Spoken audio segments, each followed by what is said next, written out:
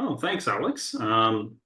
Before I get too much into the meat of Exit the Horse, a big shout out to everybody who helped make this exhibit possible over the past 2 years, namely Emily, Nina, Ariane, and Bruce, as part of the Automotive Museum's team, and the literally dozens of different partner institutions and collectors we've worked with across Canada, North America, and to an extent the world over the past 2 years to put this interesting mishmash of an exhibit together.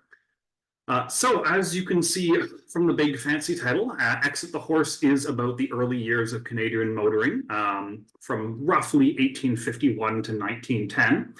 That's a long and a complicated span of Canadian history to cover, so we're going to be pretty non-chronological here. We're going to jump around a lot. I'd like to imagine this exhibit as sort of a pinboard covered with little bits of red string connecting things together. So the last 20 years of that period, sort of the 1890s on, are really, really complicated and dense for Canadian motoring history. So we're going to focus on kind of general themes, major car manufacturers, social responses to the car, and try to answer some big questions, namely what were Canada's first cars and who built them. Start with, though, I'd like to direct your attention to the beautiful photograph you can see on the screen as colorized by Bruce. Thank you, Bruce. This is an absolute unicorn of a photograph I stumbled across at Library and Archives Canada because it shows the entire scope of Canadian transportation history we're going to be talking about all in one place. This is a shot of Main Street in Winnipeg in the summer of 1909, and you will see front and center, of course, a McLaughlin Speedster, little two-seat roadster built in Oshawa in 1908, with several horse-drawn carriages, streetcars, bicycles, and a whole load of pedestrians in the background, which segues naturally into where we'll start, which is what Canada was like pre-car, at least in the realm of transportation. So this is a map of Canada circa 1908. You'll notice borders a little bit different. They hadn't quite settled on the modern arrangement of provinces and territories yet. Big things are, of course, the districts of Mackenzie, Franklin, Ngava, and Keewaydin spread across the middle there. Manitoba was a province, but it was brand new and still fairly geographically restricted. And of course, Newfoundland and Labrador were still a separate country. Wouldn't join Confederation until after World War II. So this was a large and sparsely populated country, even more so than nowadays, where most land transportation was following routes that had been set by First Nations people and fur traders centuries before. Many of those routes still exist as lots of modern hiking and portage trails, believe it or not. At this time, Canada is dominated by the trifecta of horse, railway, and water travel in ways that were really deeply interconnected. But day-to-day, the horse was the most common method of transportation for Canadians. Now, comparatively speaking, there weren't that many horses per Canadian at the time. That was because the vast majority of the country's population lived in cities where there just wasn't enough room to own a horse or to stable a horse. But day to day, it was a pretty common thing for you to, rent a horse-drawn taxi cab to get somewhere, or rent a wagon with horses or oxes towing it to pull heavy cargo around. This also led to a substantial number of carriage and sleigh builders, most relevant to our story being McLaughlin in Oshawa. That's one of their many, many, many very pretty calendars from the period. But horses weren't perfect. Like I said, they took up a lot of room. There were really pretty severe logistical restrictions on their use in cities. Horse-drawn carriages were noisy. They weren't very space efficient on roads, so horse-drawn traffic was getting to be a big problem as Canadian cities grew bigger. And there was a giant, constant, and foul issue of pollution. Not in the sense that we would think of pollution, but if you look at this picture from Saskatoon in the background there, notice the texture of that road. Let's just say that is not mud. That is an thick layer of horse droppings mixed with rotting straw that tended to sort of wallpaper every flat surface in most major Canadian cities. Nobody liked it, but it was seen as a kind of unavoidable part of modern horse-drawn transportation that everybody was trying to get rid of. Now, in the realm of railways, Canada was very lucky. At this time, we just completed our first transcontinental railway line. Canadian Pacific put that in place in 1885. And as a result, the country was becoming increasingly centralized around railway hubs. You'd take a horse-drawn taxi to get to the train station, and then cross the country by train, and then take a horse-drawn taxi to your destination, much like we take a taxi at the airport nowadays. There were lots of regional railway lines, but they tended to be quite concentrated along the main east-west highways or corridors, to the point where actual intercity roads were starting to fall by the wayside at this point. The railway was just so much more efficient and cost-effective for moving people and cargo that the degradation of the Canadian road system was a serious problem for much of the 19th century. These roads were dusty and rocky and full of potholes in summer, incredibly muddy in the spring or fall, and basically just death traps in the winter. There was very little long-distance winter travel at this time, except by railway, or very rarely by sled across the ice. Now, for cities on water, there was always steamship travel, whether that be local or international, and lots of the railway lines also owned steamship lines in ways that were very interconnected. You could, for instance, at the time, buy a steamship ticket that was a transfer onto a train, or vice versa. But this is primarily in rural and coastal areas. In the big cities, the big thing that's sort of coming next is the streetcar as the replacement to horse-drawn transportation. Streetcars are really fashionable at this time. They're kind of the hot futuristic new thing that everybody's looking forward to, because they're inextricably linked with the idea of electrification. Everybody's building electric streetcars. You need electric wiring to power those streetcars. And if you've got the wiring up for streetcars, you might as well extend that to the houses on either side of the track, which means everybody gets a free electrical hookup. Or if you're building a new neighborhood or a new suburb, and you can guarantee that every house has electricity, then it becomes really easy to justify putting a streetcar in. So streetcars become this big builder of urban hygiene, largely because they don't poop and pee everywhere, but also the growth of suburb communities for the first time in Canada, and the very beginnings of what we would now call suburban sprawl. The idea of you're commuting from a satellite town 45 minutes out of downtown entirely by streetcar. And these are a big deal. Between 1861 and 1910, 65 Canadian towns and cities either complete or start a streetcar city, and nearly all of them are electric. And then while all of this is happening, suddenly this whole other transportation revolution comes in the form of the safety bicycle, as odd as it sounds. Now, what we would recognize as a modern safety bike shows up in England in some form or another around the mid-1880s, very quickly makes its way to Canada. It becomes a huge country-sweeping fad. Everybody who can bike bikes. All the kids are doing it. They're doing it to go on dates. The young women are wearing trousers. It's scandalous. Like, what are the youth doing? The bicycle is ruining the fabric of society, but everybody is buying bikes. And lots of Canadian companies are getting founded to build bikes.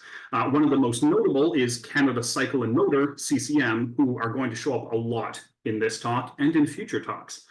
Now, the growth of this sort of universal personal transport is really important socially.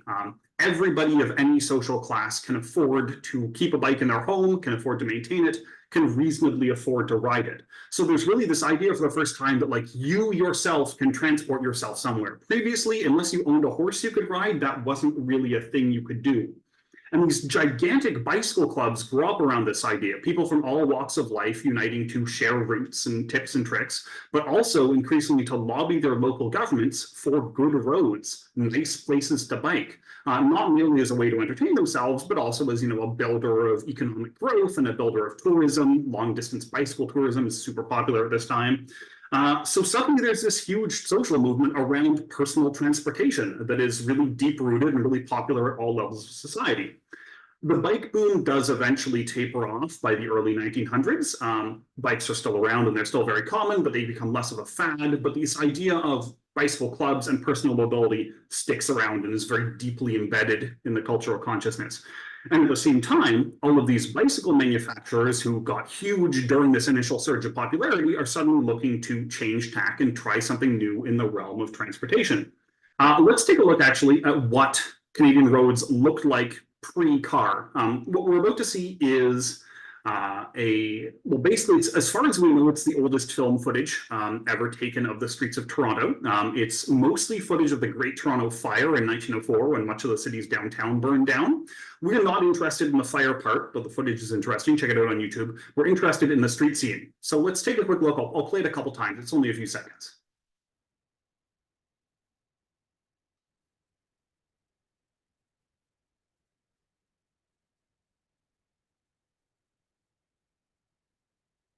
So did you notice the mix of horse-drawn traffic and bicycle traffic and pedestrian traffic, and how everything's kind of chaotic? The lanes aren't very closely defined. There are pedestrians straying into the streets. Horse-drawn carriages are big. They take up a lot of room. They're cutting each other off. There's bikes swerving around them. I'll play it again, and this time take a look in the background and look at the signage on the building. There's a sign here that is just like perfect for the subject of this talk. See that coming into view in the background? Canada Cycle and Motor, and underneath it, they're advertising automobiles. Slideshow, there we go. So, general overview of Canada before cars. Personal mobility as a concept is exploding. Everybody is trying to get places, whether by bike, or by horse-drawn carriage, or by streetcar, or by train, or by ship. None of these methods is perfect. The roads that this transportation is happening on are often in bad shape and getting actively worse. In the big cities, there's a horrible problem of horse-drawn carriage traffic and dealing with the waste it produces. So everybody is looking for the next big thing. A lot of people think it's more streetcars, but there is now at this point a first proto-Canadian car in the form of the andromonon carriage. That name literally means a man alone in Greek. So Thomas Turnbull was a carpenter from St. John, New Brunswick, and in February of 1851, he unveiled to the public of New Brunswick this vehicle he had built called the Andromonon. We don't know a ton about it. We have no extant photographs or drawings, but it was some kind of self-powered, possibly clockwork or mechanically driven three-wheeled carriage. Our best guess, it was powered by something like a rowing machine with a bunch of big flywheels to keep up momentum. The newspapers at the time claimed it had enough motive force that 3 men couldn't stop it from moving forward. Turnbull said you could hit 48 kilometers per hour in it. It had reverse gearing and was theoretically quite reasonably priced. He said that it had taken him 3 years to build and it cost about £30, which is give or take a year and a half's wages for the average working class person at the time. There was a ton of media hype about the Andromonon in St. John. It's the only reason we know it exists. But very quickly, sort of efforts to push Turnbull to have it displayed at that year's Great Exhibition in England, and efforts to get funding for that display, fell through. We think partially because a massive cholera epidemic hit St. John in early 1852. Turnbull died in that epidemic. His invention was largely forgotten about, and that's about all we know about the Andromonon, regrettably, beyond a few newspaper quotes.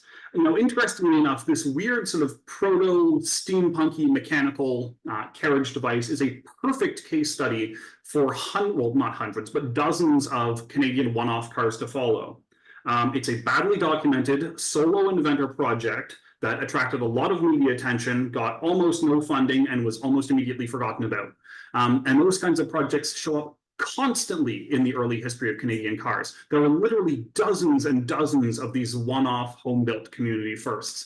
Some of them are better cars than others, some of them are more remembered than others, but they are out there. Almost every major industrial town in Canada had a first car in the late 1890s or early 1900s. Some highlights here. On the left, that's Dr. Perry Doolittle, famous Canadian motoring figure, father of the Trans-Canada Highway. Holding a mainspring from what he claimed was a clockwork car built in 1867 somewhere in southern Ontario. The bus you see in the middle is the Armstrong and Morrison Charabanc, which is the first car, well, technically first truck built in Vancouver. And the little vehicle in the bottom right is the Bourassa, Montreal's first gasoline-powered car, but there were tons and tons more. The first cars that we have that are well documented, and at least seem to be chronologically the first, are all steam cars. And there's a very good reason for that. It's because steam was a familiar technology. Everybody was building steam trains and steam ships and steam engines for farm use. Steam is comparatively simple if you know how to do it. It's easy to fuel and to supply. Performance-wise, it's very good for moving heavy things. It's got great torque. That said, in terms of practicalities, steam cars tend to be complex and expensive to maintain and difficult to run day to day, especially if it's, a cold January morning and you need to spend 45 minutes lighting 3 burners to get the boiler up to pressure before you can drive anywhere. But Canada's very first steam carriage, though it wasn't built here, is this right here. This is the Belcourt Ware steam car, owned by George Belcourt or Georges Belcourt, depending on your language of choice. That's him on the left. He was a Roman Catholic Jesuit priest, enjoying a quiet semi-retirement in a parish in Rustico, PEI. And in the summer of 1865, for reasons unknown, he visited Philadelphia and bought a steam car from an American inventor named Elijah Ware. We don't know why he did this. It arrived in PEI in December of 1866. He didn't drive it until June of 1867 during Saint Jean-Baptiste Day celebrations.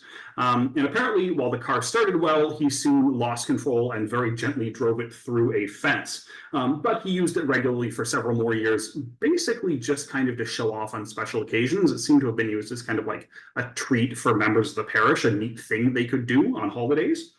Now, Ware's carriage design was supposed to be sort of equal parts car and portable farm equipment, and that may have been its final fate. We don't know exactly what happened to it after 1869. Belcourt had some fairly serious health problems. He retired. He passed away in 1870. But local rumor says that the car was either put to use as the engine of a sawmill or converted into a tugboat of some kind. We have no idea what happened to it after 1869, tragically. Oddly enough, though, almost at the same time as Belcourt is driving this first car in Canada, another Canadian is building the first Canadian steam car, and that's Henry Seth Taylor. That's him on the right in the top hat. He was a jeweler based out of Stansted, Quebec, and in the summer of 1864, he might have witnessed Wheeler, Hatch, and Hitchcock's circus exhibit a self-propelling road carriage on the Stansted field. Now, that road carriage was the Henry Seth Taylor steam car, built by an American named Henry Seth Taylor. He was the first, or one of the first Americans to really commercialize steam cars. The vehicle you see in the photo on the left with not Taylor, Sylvester Roper, pardon me. The vehicle you see on the left with Roper sitting in the driver's seat was one of a series of about 5 or so. And Taylor was apparently quite inspired by the Roper steam car and decided to build a vehicle of his own. It took him several years, but at the summer fair in 1867, he demonstrated a beautiful steam car made to an impressively high standard of quality for a guy who apparently had no background in steam engineering. It had rack and pinion steering, it had a reverse gear, that's a rare thing for early cars, could hit about 25 kilometers per hour, didn't have any brakes though, and unfortunately for Taylor, during its very first public startup, a bunch of steam tubes on it burst, and he became kind of a local laughingstock. He kept working on the car in private, but at some point in 1868, while doing some hill climbing in it, he crashed and the vehicle was totaled and he basically gave up on the project. Now, miraculously, it stayed hidden away in a local barn for almost 3/4 of a century. It was found in the late 1940s by agents of an American metalworking company, and they paid to have it restored and put in working order and donated it to the Canada Science and Technology Museum in 1983. So if you're in Ottawa, where I am, you can hop by Science and Tech and see this beautiful, functional, pretty darn accurate, aside from a few bits and bobs, working recreation and restoration of Canada's very first locally built steam car. Now, these are one-off vehicles. There is commercial steam car production in Canada, and it starts for the very first time from actually an American car company, well, an American bicycle company. The National Cycle and Automobile Company, or NCAC, was founded in the US in 1899. right in the heart of the bicycle boom to make bicycles. But very clearly, or very, very quickly, they realized that they needed to diversify their market. So they began licensing and building and reselling the locomobile steam car, which is an early, moderately successful American commercial steam car.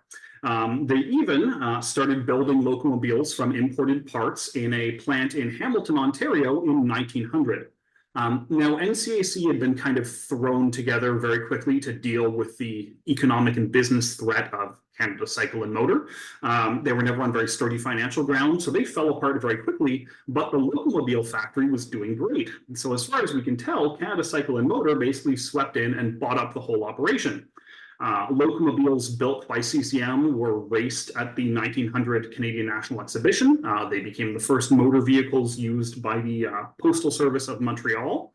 And for a very brief period in the early 1900s, they were so common as commercial vehicles that in the same way that somebody might call a vacuum cleaner a Hoover or a refrigerator a Frigidaire, locomobile just became the generic term for any kind of commercial self-propelled vehicle of any kind. We even have on the right there a delightful newspaper segment from a Dawson City newspaper, I believe, from about 1905, highlighting children's drawings sent in from around the country. And number 12 at the bottom right there is Olive Pentland, age 9, of L, Ontario's rendition of an actually extremely accurate delivery locomobile. So these steam cars were around. They were getting used. Kids were watching them and making detailed pencil drawings of them. I'm just impressed. I could not draw that well at age 9.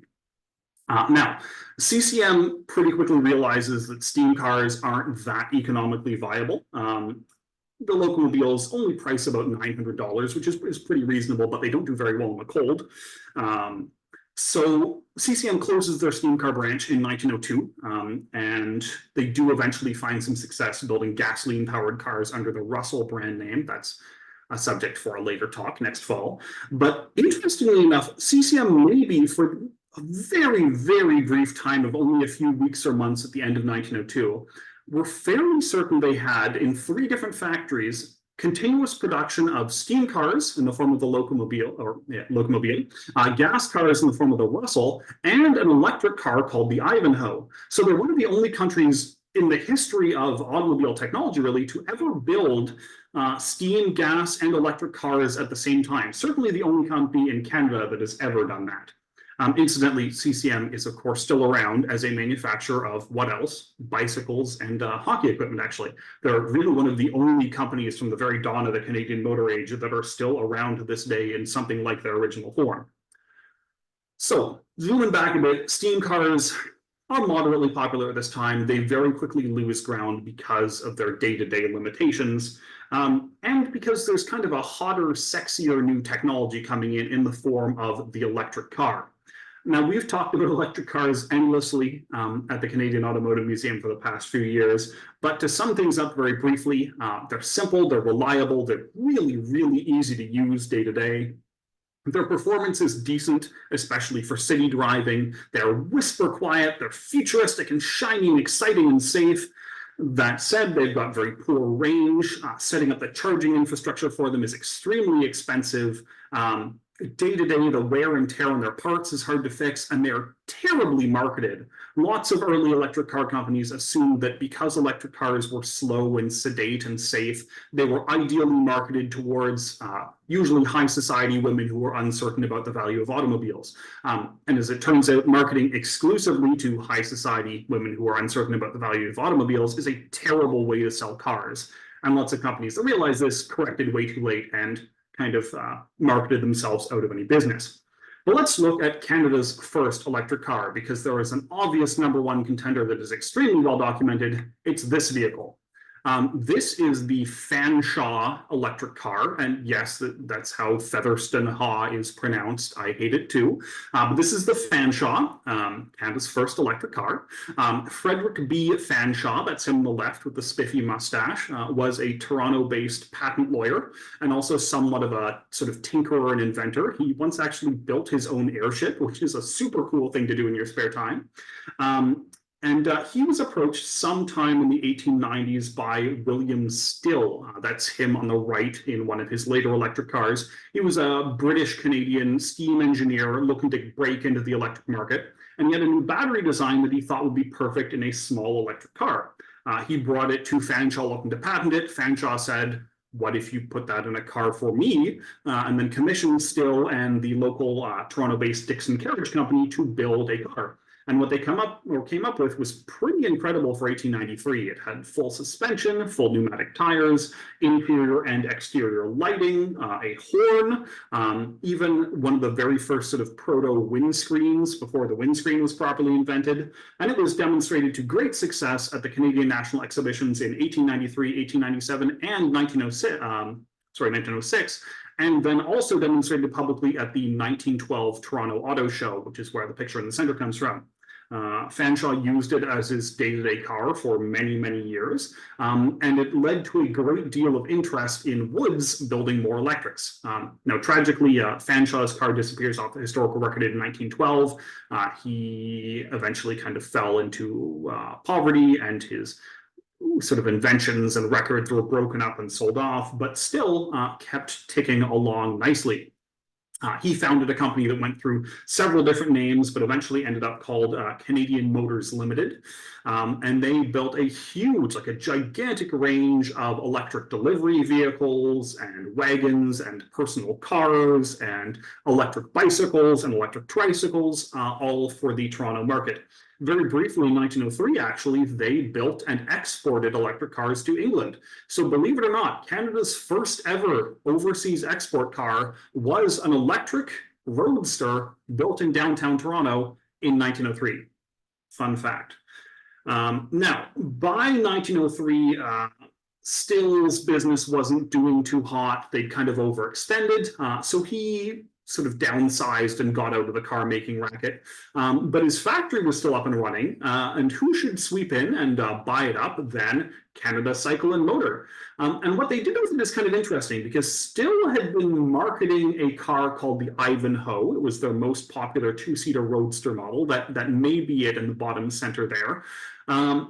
And what CCM seems to have done was say, okay, we have our own completely unrelated electric car design, but everyone in Toronto knows that Ivanhoe is like a respectable car brand. So we're just going to buy the rights to the name. So they started marketing this vehicle on the right as the Canada Cycle and Motor Ivanhoe Electric, even though it was a completely unrelated American design by, weirdly enough, the son of the guy who invented the Maxim machine gun.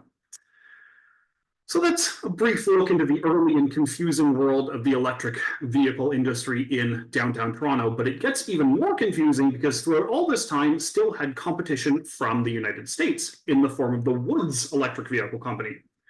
Woods was Canada's first import electric car and the first time Canadians really invested large amounts of money in an American car maker.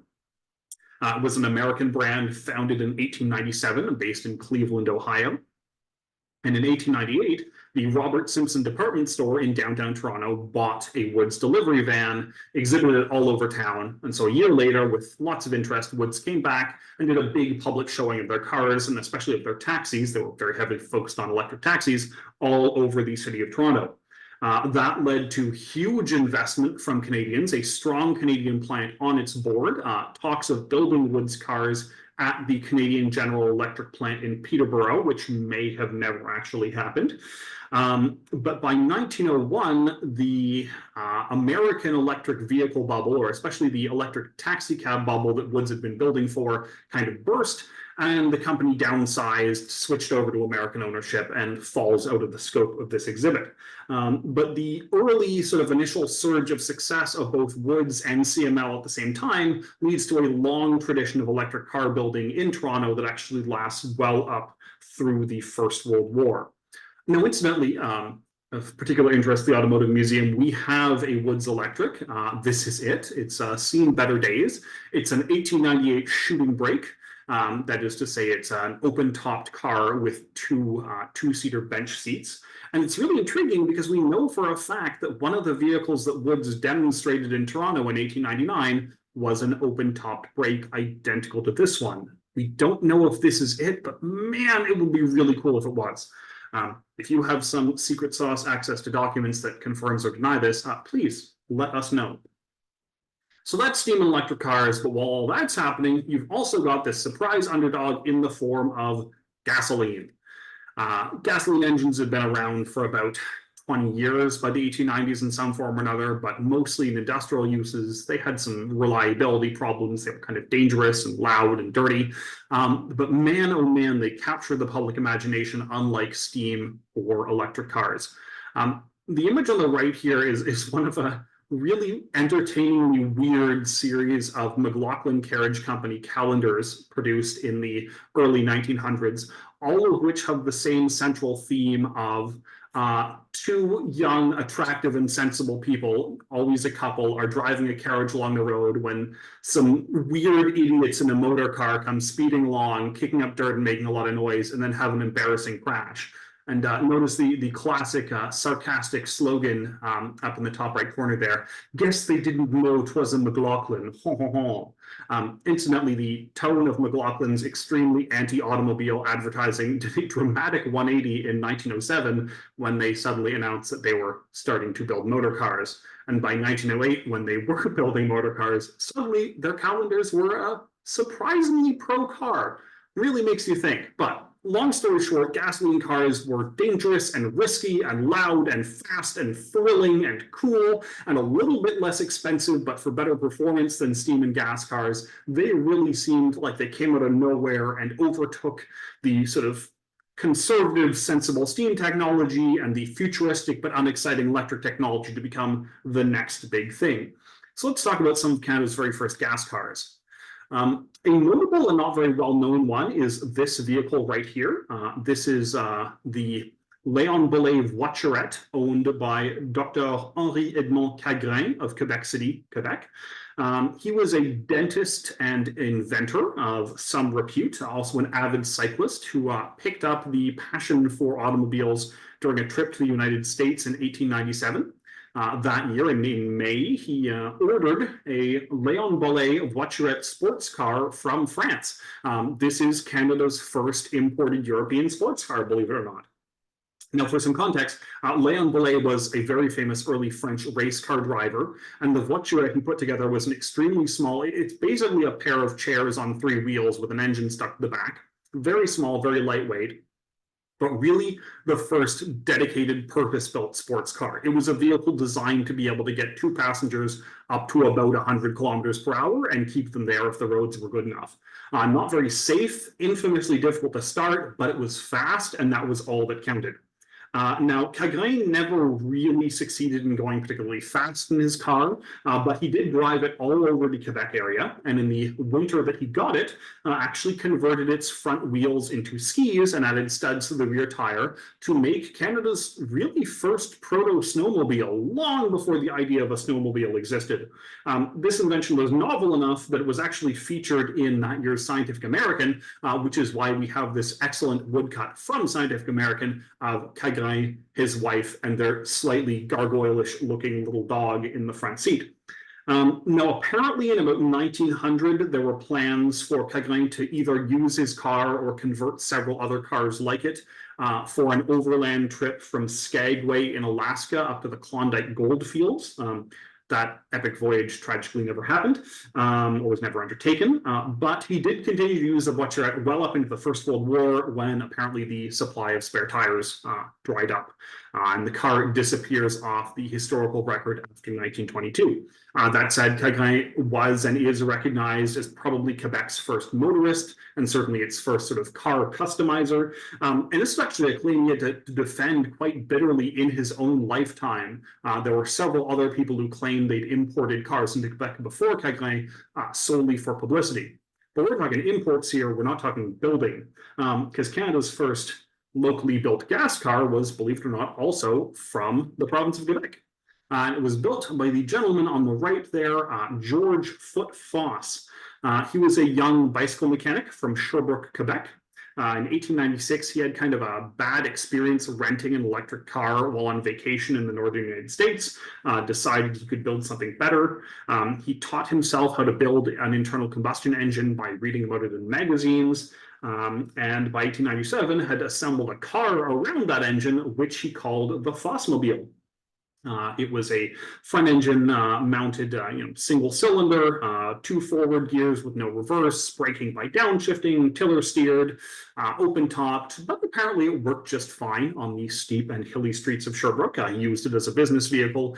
Several members of his family learned to drive it. That's his brother driving it on the left. But Foss was apparently quite keen to kind of keep his independence and his quiet life. He famously turned down several quite substantial offers of investment in his vehicle, including from none other than Henry Ford himself, just before Ford got into the car business. And Foss got more and more involved in car dealing rather than car building, and sold his car for $75 to a buyer in Montreal in 1902, whereupon it promptly disappears off the historical record completely. Now, George Foss went on to lead a long and very interesting life in the world of early Canadian car dealing and transporting and shipping cars across the country. But many years later, his grandson, Ron, who I believe is actually in attendance tonight, I saw you on the guest list, Ron, hi, began a project to build a tribute to his grandfather's car using references from the family photo archives and other vehicles that had been inspired by Foss's work early on in his life. And this tribute car was finished in 2022 and is currently on display at the Canadian Automotive Museum, and we'll be doing some traveling later, possibly as early as this year. Spoilers. So it's a great example of the very, very early days of kind of solo one-off car building products or projects in Canada. But like I did with steam cars, let's look at commercial car building of gas cars, because there was a ton of it early on in Canadian history. The one we're focusing on right now is the curved dash Oldsmobile, also called the Oldsmobile Model R. There's one in Ohio on the left. The Model R is really the first successful mass-produced car. Now, Oldsmobile builds, give or take 19,000 of them between 1901 and 1907 on proto-assembly lines. And they're really popular because they're small, they're light, they're inexpensive, and they've got a semi-automatic gearbox. So for a new car driver, they're very easy for somebody sort of unfamiliar or uncomfortable with the idea of cars to sit down and pick up and learn to drive. And they become so popular on the American side of the border and as imports in Canada that a local Canadian company, Leroy, based out of Kitchener, actually goes up in 1901 to build copycat Oldsmobiles. Their Leroy is not quite as elegantly curved in its dashboard as the front, or at the front as the Oldsmobile. It has some serious mechanical problems, but they're building enough of them that Ransom E. Olds, founder of Oldsmobile, actually visits the company in 1905 to try to discuss some kind of deal for building Oldsmobiles under license north of the border. That deal falls through, but Oldsmobile is very interested in the idea of building or at least assembling these cars in Canada. And so in 1905, they open a plant in St. Catharines, Ontario.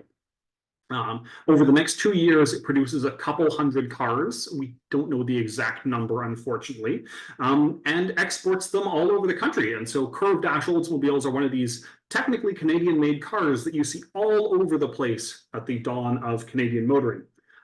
Some interesting auto ephemera around the Oldsmobile. They are just like unbelievably popular because of their low price and their ease of use. They also produce what is possibly the first truly successful car song, Gus Edwards and Vincent Bryan's 1905 smash hit, In My Merry Oldsmobile, which those of you may of a certain age may recognize as a much later slogan and sort of advertising jingle for the Oldsmobile company. And so they stick around for a very, very long time. And Oldsmobile, even after its original St. Catharines plant closes during World War I, will maintain a very large dealership network in Canada and actually open up other factories later on. But story for another time. So to zoom out once more, Canada has cars at this point. People are building cars here. People are importing cars here. People are driving them. What does that actually look like? Well, we are extremely lucky in that we have what is probably the first footage ever shot from a moving car in Canada. What you're about to see is from a 1912 visit by the Duchess of Connaught to Victoria, British Columbia. On that trip, she went on a day excursion driving up the Malahat Driveway. It's now part of Trans-Canada Highway number 1 north of Victoria, to visit a logging company at Shawnigan Lake. And there was a videographer along for the ride who filmed this. So notice first off how slowly the cars are driving. Top speed maybe 20-30 kilometers per hour. The roads are narrow, they're dirt or gravel at the best of times, single lane. They wind to match the terrain because the infrastructure to make long straight roads just doesn't exist yet. When you see passengers, you'll see that they're heavily bundled up. They're wearing, large Victorian hats, but also covers over those hats to keep the dust and the wind out. They're very fortunate this is in the fall and a fairly damp time of year, because otherwise there would have been gigantic clouds of dust obscuring filming. Some really beautiful views along the Malahat. We think we found on Google Maps exactly where this shot was taken. And if you can identify any of these cars as they drive by, good. We've been trying to figure that question out for ourselves for months. The fuzziness of the footage is not the fault of the restoration. The cinematographer was subsequently fired for the extremely poor quality of his camera work, believe it or not. But that's a very, very brief glimpse into what Canadian driving looked like at this time period, and the growth of kind of the very first stirrings of a Canadian car culture. And it's a car culture that exists to answer a billion questions that no one has had to ask before. Questions like, where do you get gas? The gas station hasn't been invented yet. Canada's first gas station only opens in 1907, and it's the owner's semi-retired father sitting in a rocking chair with a hand pump and a big tub full of gasoline in a shack. Where do you get supplies like spare tires? Where do you get your directions? Road signs weren't particularly common. They were put up kind of on an ad hoc basis by local communities. There was no centralized organization for determining what they looked like or who repaired them when they inevitably fell down in windstorms. What are the rules of the road? What side do you drive on? At this time period, different provinces drive on different sides of the road. Much of the Maritime still drives on the left in the style of England, whereas Ontario and Quebec drive on the right in the style of the United States, and that will last for decades beyond the scope of this exhibit. Who maintains the roads? Who enforces the laws on them? This is a time period where if you own property with a road crossing it, it is your responsibility financially to fix that road if it gets deteriorated, not, say, the municipalities or the provinces. If your car breaks down, where do you get your spare parts from? Who fixes your car? Do you have any chance of, if you break down in a small town, finding anybody in town who's even seen a car before, much less knows how to fix one? How do you learn how to drive? This is a time period before they've standardized on what the steering wheel does. It's a time period before they've even figured out what steering wheels are. Half the cars in this exhibit don't have them yet because they haven't been invented yet. Pedals are still a brand new thing, and what they do is often completely arbitrary by manufacturer. So how you actually drive can be an extremely sort of personalized experience for the specific brand of car you're interested in. And then on top of all that, there's even limitations on where and when you can drive and how fast you can drive and how much you'll get punished if you inevitably go too fast.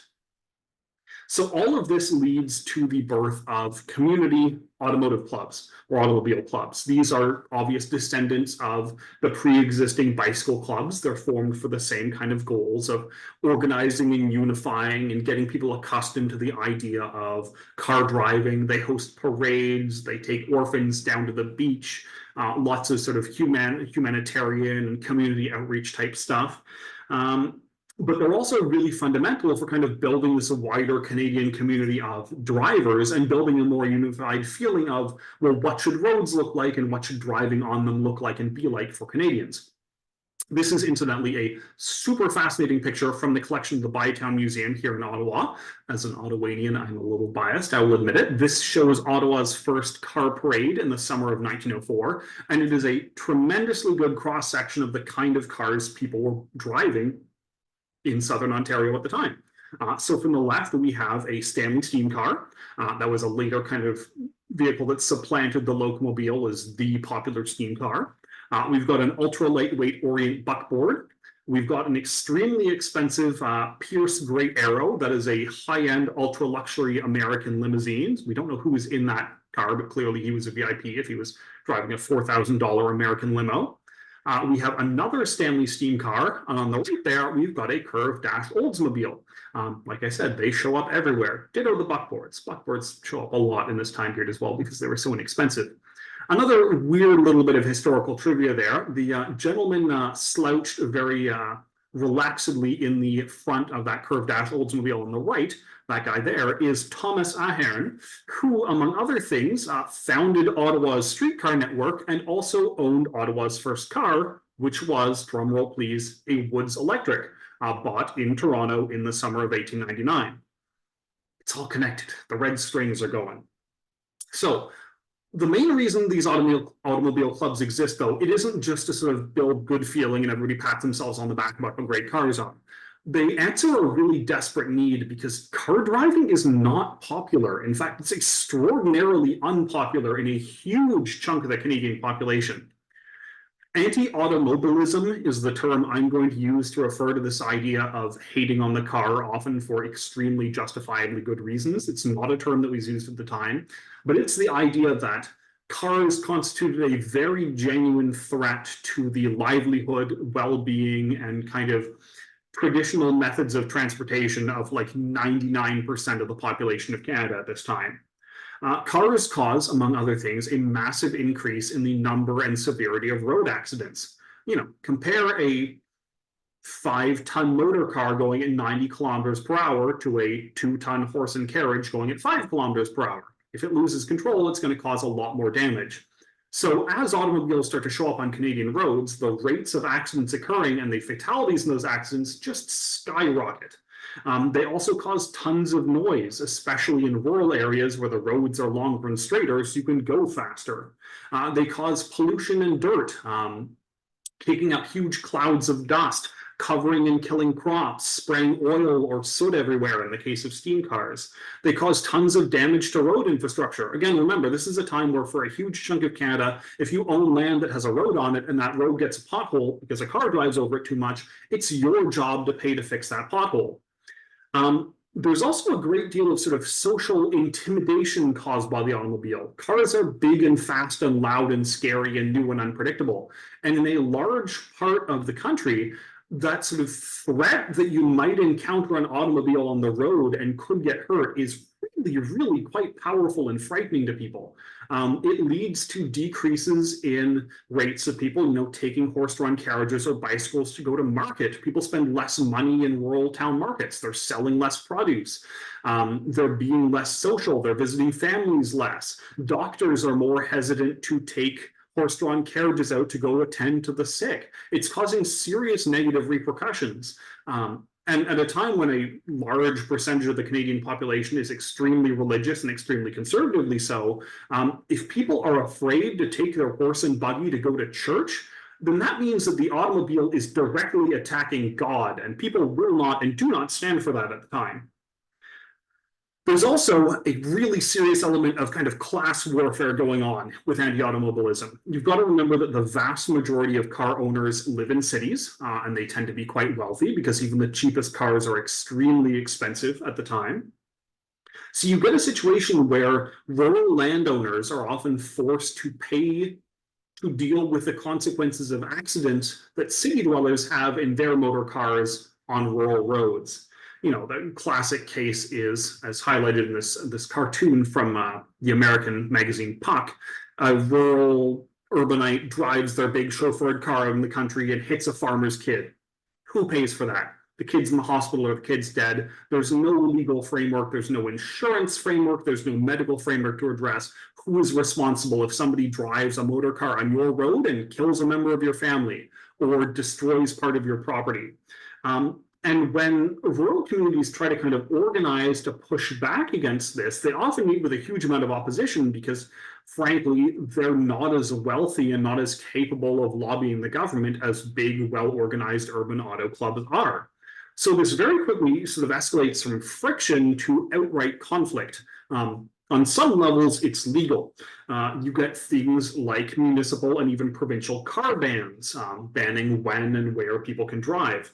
Prince Edward Island is the most intense about car bans. Between 1908 and 1913, they completely banned the use of automobiles on the province's roads on the entire island. That ban persists in some areas until 1919. Lots of cities impose extremely heavy and strict speeding fines and parking fines, and they're often deliberately set up to be as confusing for a passing motorist to interpret as possible to maximize the chances that you will intimidate a motorist away from driving through your community. One of the really important on-the-ground roles of lots of the Southern Ontario car clubs is sending out runners to identify police checkpoints and speed traps to be able to inform oncoming drivers that they're at risk of being pulled over and heavily fined.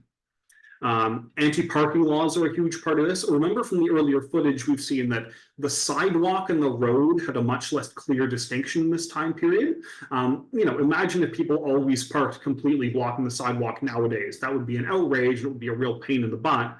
Now do that at a time where the entire road is sidewalk. Anywhere you park can get you in parking trouble. Can get you with fines, can get you with confiscation of your car. The sky is really the limit. Vehicle licensing also starts to come into play in this time period, and there's kind of two different varieties of it. There's the vehicle licensing pushed by the automobile clubs, where it's licensing to prove that you're above board and respectable and are willing to buy in to agree to these laws and thus get out of trouble, or the kind of licensing that is designed to be prohibitively expensive to make it so that nobody in a municipality can get a license for a car. And these early licenses are often kind of, let's just say, messily enforced. There's a superb example from 1906 when the province of Alberta imposes its first provincial licensing system with the Alberta Automobile Act. That is a system where individual car owners have to pay for a license that they then display in some form on their car. But crucially, there's no rules for what that license has to look like. So Joe Morris of Edmonton, who ends up by chance with Alberta license plate number 1, decides that the best way to put a number 1 on his car is to paint a broomstick white and nail it to the dashboard. He is pulled over, arrested for not showing his license plate, and is then able to successfully argue in court that a white broom handle counts as the number 1 because the law doesn't say what your license plate is supposed to look like. Then it escalates into criminal anti-auto pushback.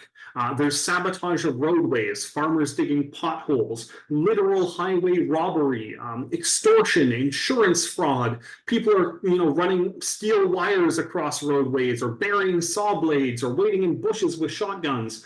And in large chunks of especially rural and central Canada, places where there aren't telegraph or train networks to be able to rapidly summon law enforcement, this kind of criminal anti-auto pushback lasts well into the 1930s, almost up to World War II, believe it or not. But that's outside the scope of this exhibit. So that's sort of the very, very briefest of overviews. This is a fascinating and weird and chaotic and complicated to talk about period in Canadian driving history. It's full of all of these unanswered questions, and many of them won't get answered for another 20, 30, 40 years. But I'll leave it at that for now. Thank you all so much. And if you've got any questions or comments, please type them in the Q&A, and I will get to them ASAP. Thank you so much. Thanks, Dumaresq. Great overview. Does anyone have any questions tonight? Sorry, I know I went a little long. There's just That's so okay. much cool stuff to talk about. Oh, what should I ask you about?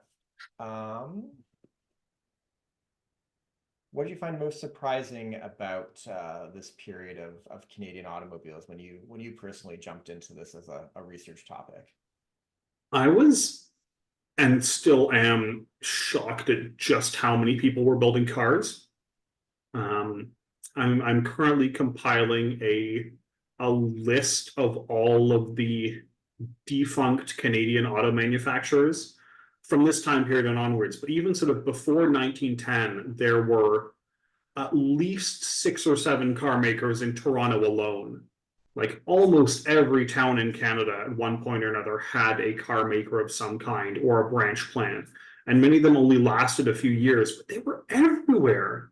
Like it's shocking. You think, okay, yeah, there used to be car companies that went bankrupt or went under in the Depression, but Canada had hundreds of them. And that's not even including all of these sort of one-off inventors who built cars all over the place, and then the confusing and often contradictory stories where everybody is trying to be the very first. There are so many, single point sources, or my great grandfather built a steam car in 1855, and the only source we have is my great grandfather. There's tons of those. The legends and rumors are just endless. Great. Okay, we have a few questions now. Everyone's being shy. Dimitri wants to start off. Our October speaker, Dimitri, Hi, Dimitri. is curious where these images come from. So 90%. Oh, sorry. Okay, where they come from? 90% of what you've seen comes either directly from the collection of the Automotive Museum, usually via Glenn Beckler's Classic Cars of Canada, or from the collection of Library and Archives Canada. They have a really superb photographic collection if you know what to dig for. It took a lot of digging.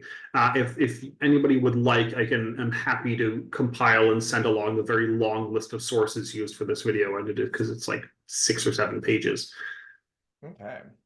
Yeah, John's interested in sort of the dates that we're showing this exhibit and where it's going, because you did mention this is actually Canadian Heritage funded this exhibit, and it's going to be traveling, or it can travel to other places.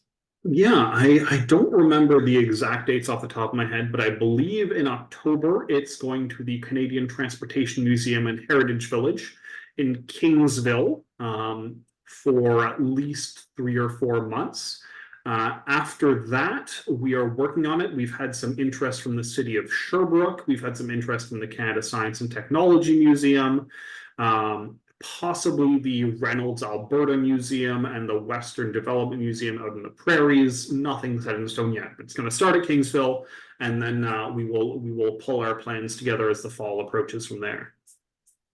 And of course, the Fossmobile is almost certainly going to be traveling with that exhibit. It's the centerpiece after all. Okay. David's interested about the engines. Where the engines come from for these early cars? A lot of them are homemade. A lot of them are repurposed industrial engines. Especially in France at this time, you get companies like De Dion that are car makers, but their main business is actually, they're effectively mail order gasoline engine companies. So you can send out and get a 1 or 2 cylinder gas engine in the mail. In the realm of electric vehicles, lots of these are pulled from or modified from industrial equipment, or quite often streetcars. There's at least a couple early Canadian electrics where the inventors basically just ripped the guts out of a streetcar and put rubber tires on it. Lots of the steam engines are custom made because, again, there's a bigger knowledge base of people who know how to make steam engines. But there's really strong competition, especially as the sort of corporate and commercial aspects ramp up. People who know how to make decent gasoline engines get really aggressively headhunted by lots of the early companies. The engine is always the most in demand and most important part. So comment on, we're wrapping up. Let's just quickly comment on this picture you have at the end. That is a right-hand drive car. It is, yes. At this time, I believe parts of the prairies still drove on the right. I'd have to pull up my notes to confirm exactly what, but certainly most Canadian factories, with the exception of Ford, built vehicles either with central controls that could be swapped to either side, or a mix of left and right-hand cars, simply because they didn't know what parts of Canada they would end up exported to. Ford was really actually quite influential at this time because they insisted that the steering wheel had to be on the left. And that often caused friction when dealing with Fords being exported to provinces where the vast majority of people still drove on the right.